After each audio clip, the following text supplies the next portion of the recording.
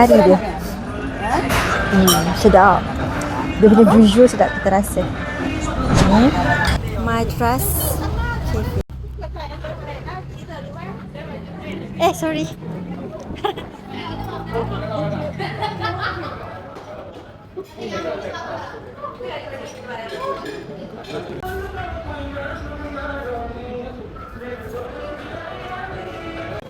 Ni dia punya menu. Harga dia macam tu. Korang boleh tengok.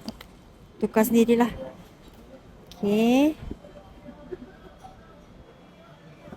Oh, ada jugalah macam ni. Lauk-lauk ni. Ada ni. Like curry with shrimp.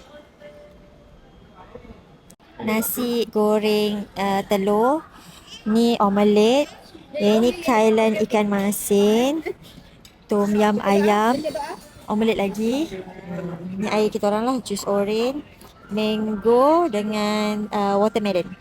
So let's dig in. Okay, jom kita rasa dia punya Papa mahu kan tak ni?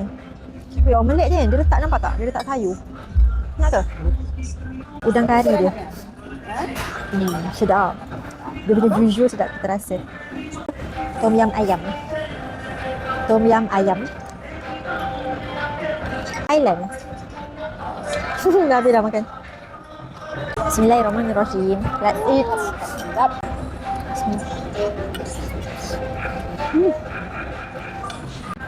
Sedap tu boleh repeat je. Ini paling dekat. Betul? Sedap. We finish everything guys. Look at that. Sebab kita orang makan lambat, so kita orang lapar. Tapi jujur cakap, tom yum dia sedap gila. And curry shrimp tu pun sedap gila. Thailand dia standard macam Thailand biasa. Omelette dia besar. Thailand biasa je dia. Thailand tumis.